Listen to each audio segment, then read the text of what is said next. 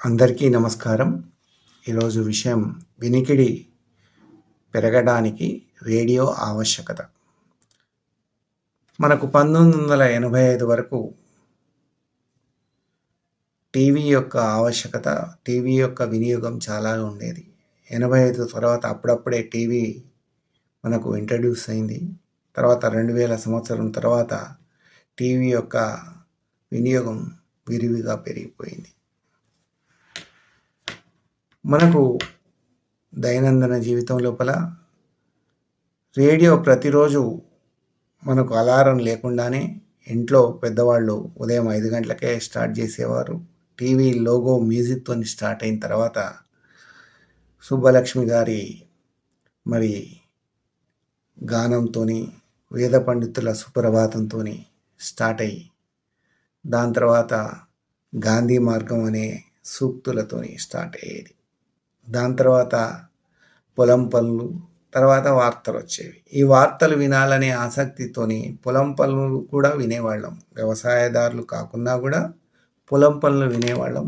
తద్వారా మనకు పొలం ఏ విధంగా చెట్లు పెంచటం, వాటికి కావాల్సిన మరి వివిధ పద్ధతులు ఏంటి అవన్నీ కూడా వినడం జరిగేది. దాని తర్వాత మళ్ళా 8:30కు వివిధ భారతి ఉండేది. తెలుగు పాటలు బాగా చాలా హిట్ సాంగ్స్ విత్ అడ్వర్టైజ్మెంట్తో వచ్చేవి. పాత సినిమా పాటలు, కొత్త సినిమా పాటలతోని ఆ కార్యక్రమం రూపొందించేవారు. ఆ అడ్వర్టైజ్మెంట్స్ కూడా మనకు ఇప్పటికీ నోటికి జ్ఞాపకం ఉండేది ఆ తరం వాళ్ళకు. ఆ రోజులలో విశాఖపట్నం, విజయవాడ, హైదరాబాద్ ఆకాశవాణి కేంద్రాలు ఉండేవి. వాణిజ్య కేంద్రాలు వేరేవి ఉండేవి. ఈ 3 కేంద్రాల నుంచి ఇతర విషయాలు, వార్తలు, చర్చలు, తర్వాత నాటకాలు, సంగీత కార్యక్రమాలు ఉండేవి అన్నమాట. మనకు ఢిల్లీ నుంచి రోజు ఉదయం 7 గంటలకు, మధ్యాహ్నం 12 గంటలకు, 12:30కు అనుకుంటా, సాయంత్రం 6 గంటలకు, రాత్రి 9 గంటలకు ఇంగ్లీష్లో వార్తలు వచ్చేవి. మరి ఈ విధంగా కార్యక్రమాలు ఉదయం పూట దైనందిన కార్యక్రమాలు, కాలకృత్యాలు చేసుకుంటూ హాయిగా అమ్మ ఇచ్చిన టీని ఆస్వాదిస్తూ టిఫిన్ చేస్తూ, విద్యార్థులైతే 9:30 వరకు వింటూ పాఠశాలకు వెళ్ళేవాళ్ళు, యూత్ కళాశాలకు కూడా వెళ్ళేవాళ్ళు. మళ్ళీ మధ్యాహ్నం ఇంటికి రాగానే ఆల్రెడీ ఇంట్లో రేడియో ఆన్ చేసి ఉండేది. అప్పటికే తెలుగు పాటలు, తర్వాత న్యూఢిల్లీ నుంచి వార్తలు, అద్దెంకి మన్నారని, ఏడిద నాగేశ్వరరావు, ప్రయాగ రామకృష్ణ. ఆ రోజులలో వీళ్ళు ఎక్కువగా న్యూస్ రీడర్గా ఉండేవాళ్ళు. వాళ్ళు వార్తలు చదివేవాళ్ళు. ఆ వార్తలను ఆలకించిన తర్వాత కార్మికుల కార్యక్రమం, కొన్ని 3 రోజులు కార్మికుల కార్యక్రమం ఉండేది. తర్వాత వేరే కార్యక్రమాలు ఉండేవి. అందులో చిన్నక్క ఏకాంబరం ఈ కార్యక్రమం నిర్వహించేవాళ్ళు. వాళ్ళు చాలా చక్కగా నిర్వహించేవాళ్ళు. కార్మికులు కాకున్నా కూడా దానిలో మంచి మంచి సందేశాత్మకమైన నాటకాలు, తర్వాత చిన్న చిన్న కథలు ఉండేవి కాబట్టి అందరూ వినేవాళ్ళు అనమాట. దాని తర్వాత మళ్ళీ ప్రాంతీయ వార్తలు, పాడి పంటలు ఉండేవి. 2 గంటలకు ఇంగ్లీష్ వార్తలు ఉండేవి. సాయంత్రం 6 గంటలకు తెలుగు వార్తలు, ప్రాంతీయ వార్తలు ఉండేవి. దాని తర్వాత ఉర్దూ వార్తలు, సంస్కృత వార్తలు కూడా ఉండేవి. తర్వాత అనేక చర్చా కార్యక్రమాలు ఉండేవి. దాని తర్వాత రాజకీయపరమైనవి, మామూలుగా వినియోగదారులకు సంబంధించినవి కార్యక్రమాలు ఉండేవి.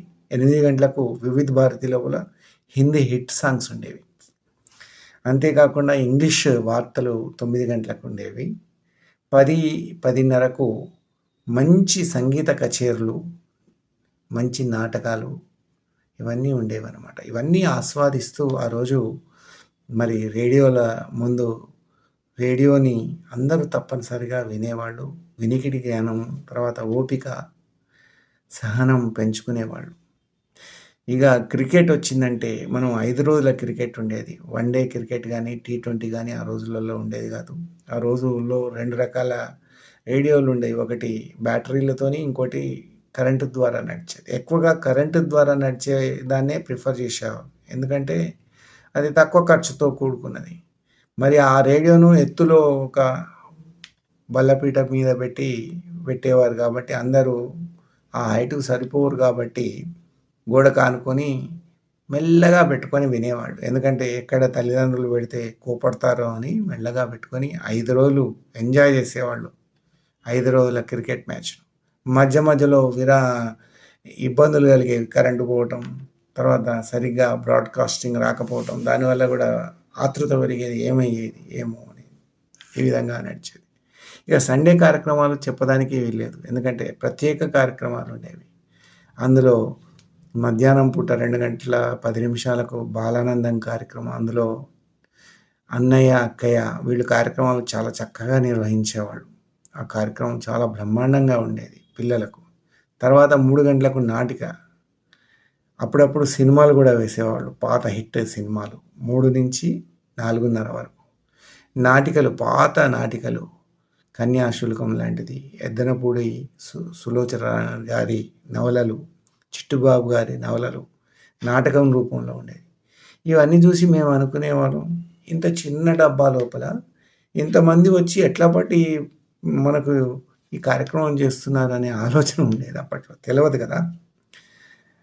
ఈ చిన్న డబ్బా లోపల వార్తలు వచ్చి చదువుతారా, ఈ నాటకాలు, మరి బుర్రకథలు ఇవన్నీ వేస్తారా, సంగీత కచేరీలు చేస్తారా అని వింతగా ఆలోచించేవాళ్ళం. అంతేకాకుండా మరి పండగ రోజులు, ఉగాది పండగ అయితే పండితులు వారి యొక్క పాండిత్యాన్ని కవితల ద్వారా చూపించేవారు. పండగలలో ప్రత్యేక కార్యక్రమాలు ఏర్పాటు చేసేవారు. మరి కేంద్రం నుంచి వివిధ కార్యక్రమాలు ఏర్పాటు చేసేవారు. ఇవన్నీ వినుకుంటూ వినికిడి జ్ఞానం పెంచుకునేవాళ్ళం. ఓపిక